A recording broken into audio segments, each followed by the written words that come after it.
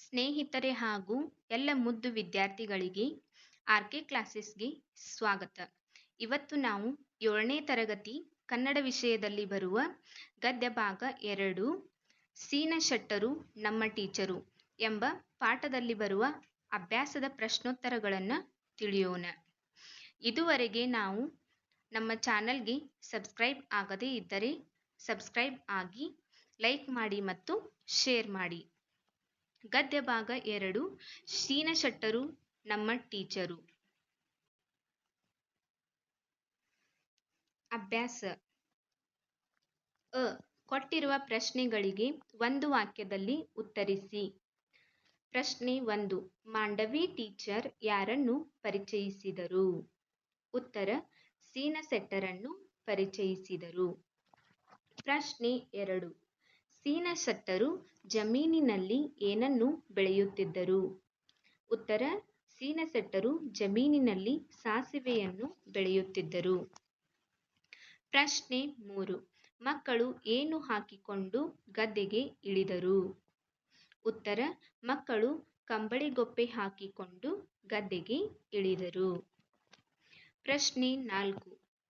ಹಾಲಪ್ಪನ ಕಾಲನ್ನು ಏನು ಕಚ್ಚಿತು? ಹಾಲಪ್ಪನ ಕಾಲನ್ನು ನೀರಾವು ಕಚ್ಚಿತು. ಪ್ರಶ್ನೆ 5. ಮನೆಯ ಅಟ್ಟ ಮಕ್ಕಳಿಗೆ ಯಾವ ಟವರ್ ಆಗಿ ಪರಿವರ್ತಿತಗೊಂಡಿತು?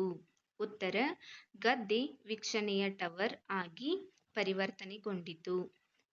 ನೆಕ್ಸ್ಟ್ ಒನ್ ಕೊಟ್ಟಿರುವ ಪ್ರಶ್ನೆಗಳಿಗೆ 2-3 ವಾಕ್ಯದಲ್ಲಿ ಉತ್ತರಿಸಿ.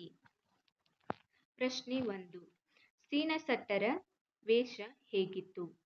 ಉತ್ತರ: ಸೊಂಟಕ್ಕೆ ಹಳೆಯ ಪಂಚೆ, ಒಗೆದ ಚೌಕುಳಿಯ ಅಂಗಿ, ತಲೆಗೆ ಲಪ್ಪಟೆ ಸುತ್ತಿಕೊಂಡಿದ್ದರು. ಪ್ರಶ್ನೆ 2. ದೊಡ್ಡ ತರಗತಿಗಳಿಗೆ ಹೋದಂತೆ ಮಕ್ಕಳು ಏನಾಗುತ್ತಾರೆಂದು ಮಾಂಡವಿಗೆ ಅನಿಸಿತು? ಉತ್ತರ: ತಮ್ಮ ನಿಜ ಬದುಕಿನ ಜೊತೆಗಿನ ನಂಟನ್ನು ಕಳೆದುಕೊಂಡು ಬಿಡುತ್ತಾರೆ ಅನಿಸಿತು.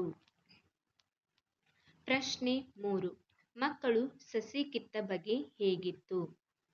ಉತ್ತರ: ಮೊದಮೊದಲು ಮಕ್ಕಳಿಗೆ ಹಿಡಿ ತುಂಬಾ ಸಸಿಗಳನ್ನು ಬುಡ ಸಮೇತ ಕೀಳುವುದು ಸುಲಭವಾಗಲಿಲ್ಲ. ಅನೇಕ ಸಸಿಗಳನ್ನು ಹಾಳು ಮಾಡಿದರು. 10 ಬಾರಿ ಕಿತ್ತು ಪ್ರಯತ್ನಿಸಿ ಅನಂತರ ಅವರಿಗೆ ಕೀಳುವುದು ಅಭ್ಯಾಸವಾಗಿ ವೇಗವು ಹಿಡಿಯಿತು. ಪ್ರಶ್ನೆ 4. ಹಾಲಪ್ಪನಿಗೆ ಹಾವು ಕಚ್ಚಿದಾಗ ಸೀನ ಶೆಟ್ಟರು ಏನು ಹೇಳಿದರು? ಉತ್ತರ: ಹೆದರಬೇಡ ಮಗ, ಎಂತ ಆಗಲ್ಲ, ಅದು ನೀರಾವು, ವಿಷದ ಹಾವಲ್ಲ, ಒಂದು ಮೀನು ಕಚ್ಚಿದ್ರೆ ಹೆಂಗೋ ಅಷ್ಟೇ ಎಂದು ಹೇಳಿ ಸಮಾಧಾನಿಸಿದರು. ಈ ಕೆಳಗಿನ ಮಾತುಗಳನ್ನು ಯಾರು ಯಾರಿಗೆ ಹೇಳಿದರು ತಿಳಿಸಿ. ಪ್ರಶ್ನೆ 1. ಹಂಗಾರೆ ಸೀನ ಶೆಟ್ರು ನಮ್ಮ ಟೀಚರು. ಈ ವಾಕ್ಯವನ್ನು ಹಂಗಾರೆ ಸೀನ ಶೆಟ್ರು ನಮ್ಮ ಟೀಚರು ಎಂಬ ವಾಕ್ಯವನ್ನು ಸೀನ ಶೆಟ್ಟರು ನಮ್ಮ ಟೀಚರು ಎಂಬ ಪಾಠದಿಂದ ಆಯ್ದುಕೊಳ್ಳಲಾಗಿದೆ. ಯಾರು ತುಂಗ? ಯಾರಿಗೆ? ತಮ್ಮ ಸ್ನೇಹಿತರಿಗೆ. ಯಾವಾಗ? ಸೀನ ಶೆಟ್ಟರು ತನ್ನ ಪರಿಚಯದವರು ಎಂದು ಗೊತ್ತಾದಾಗ. ಪ್ರಶ್ನೆ 2. ಮುಂಚೆ ಸಸಿಗಳನ್ನು ಕೀಳಾನ. ವಾಕ್ಯ: ಮುಂಚೆ ಸಸಿಗಳನ್ನು ಕೀಳಾನ. ಆಯ್ಕೆ: ಈ ವಾಕ್ಯವನ್ನು ಸೀನ ಶೆಟ್ಟರು ನಮ್ಮ ಟೀಚರ್ ಎಂಬ ಪಾಠದಿಂದ ಆಯ್ದುಕೊಳ್ಳಲಾಗಿದೆ. ಯಾರು? ಸೀನ ಶೆಟ್ಟರು. ಯಾರಿಗೆ? ಮಕ್ಕಳಿಗೆ. ಯಾವಾಗ? ಮಕ್ಕಳು ಕಂಬಳಿಗೊಪ್ಪೆ ಹಾಕಿಕೊಂಡು ಗದ್ದೆಗಿಳಿದಾಗ. 3. ಪ್ರಶ್ನೆ 3. ಇವತ್ತು ಪೂರಾ ಕಿತ್ತೇ ಹೋಗಾನ. ಆಯ್ಕೆ: ಈ ವಾಕ್ಯವನ್ನು ಸೀನ ಶೆಟ್ಟರು ನಮ್ಮ ಟೀಚರ್ ಎಂಬ ಪಾಠದಿಂದ ಆಯ್ದುಕೊಳ್ಳಲಾಗಿದೆ. ಯಾರು? ಮಕ್ಕಳು. ಯಾರಿಗೆ? ಸೀನ ಶೆಟ್ಟರಿಗೆ. ಯಾವಾಗ? ಸೀನ ಶೆಟ್ಟರು ಇವತ್ತಿಗೆ ಸಾಕು, ನಾಳೆ ಉಳಿದದ್ದು ಎಂದಾಗ. ಪ್ರಶ್ನೆ 4. ಕೈ ಎಲ್ಲಿಗ್ ಹೋತು? ವಾಕ್ಯ: ಕೈ ಎಲ್ಲಿಗ್ ಹೋತು. ಆಯ್ಕೆ: ಈ ವಾಕ್ಯವನ್ನ ಸೀನಸೆಟ್ಟರು ನಮ್ಮ ಟೀಚರ್ ಎಂಬ ಪಾಠದಿಂದ ಆಯ್ದುಕೊಳ್ಳಲಾಗಿದೆ. ಯಾರು? ಯಶೋದ. ಯಾರಿಗೆ? ಉಳಿದ ಮಕ್ಕಳಿಗೆ. ಯಾವಾಗ? ಹಾಡು ಹೇಳುವಾಗ. ನೆಕ್ಸ್ಟ್ ಒನ್, ಚಟುವಟಿಕೆ. ಅ, ಶಾಲೆಯಿಂದ ಹೊರಗೆ ನೀವು ಕಲಿಯಬಹುದಾದ ವಿಷಯಗಳನ್ನು ಪಟ್ಟಿ ಮಾಡಿ. ಉತ್ತರ: ವ್ಯವಸಾಯ, ಹಾಡು, ನಾಟಕ, ಆಟಗಳು, ಪೂಜೆ ಮಾಡುವುದು, ಕತೆ, ಗಾಡಿಗಳನ್ನು ಓಡಿಸುವುದು. ನೆಕ್ಸ್ಟ್ ಒನ್, ಆ, ಕೆಳಗೆ ನೀಡಿರುವ ಪದಗಳಲ್ಲಿ ಬೇಸಾಯಕ್ಕೆ ಸಂಬಂಧಿಸಿದ ಪದಗಳನ್ನು ಮತ್ತು ಶಾಲೆಗೆ ಸಂಬಂಧಿಸಿದ ಪದಗಳನ್ನು ಪ್ರತ್ಯೇಕ ಪಟ್ಟಿ ಮಾಡಿ ಬರೆಯಿರಿ.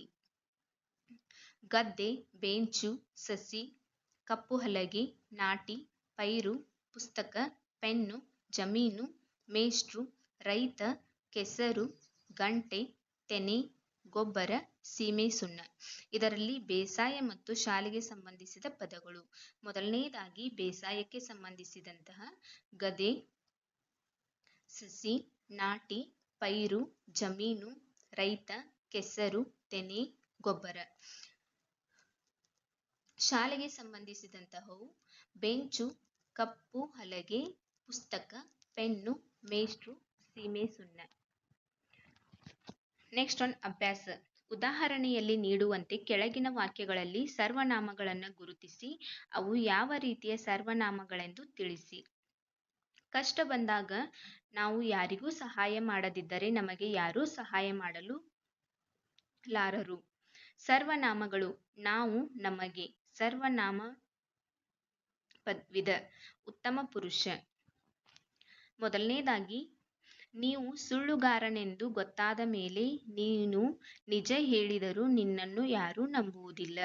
ಉತ್ತರ: ಸರ್ವನಾಮ ಪದಗಳು ನೀನು, ನಿನ್ನನ್ನು. ಸರ್ವನಾಮದ ವಿಧ: ಮಧ್ಯಮ ಪುರುಷ. ಪ್ರಶ್ನೆ 2, ಅವನಿಗೆ ಅವನ ಅಕ್ಕ ಒಂದು ಪುಸ್ತಕ ಕೊಟ್ಟಳು. ಇದರಲ್ಲಿ ಸರ್ವನಾಮ ಪದಗಳು ಅವನಿಗೆ, ಅವನ. ಸರ್ವನಾಮದ ವಿಧ: ಪ್ರಥಮ ಪುರುಷ. ಪ್ರಶ್ನೆ 3, ಅವನು ತನ್ನ ಪುಸ್ತಕವನ್ನು ಬಹಳ ಮೆಚ್ಚಿಕೊಂಡನು. ಇದರಲ್ಲಿ ಸರ್ವನಾಮ ಪದಗಳು ತನ್ನ. ಹಾಗೆ ಸರ್ವನಾಮದ ವಿಧ: ಆತ್ಮಾರ್ಥಕ.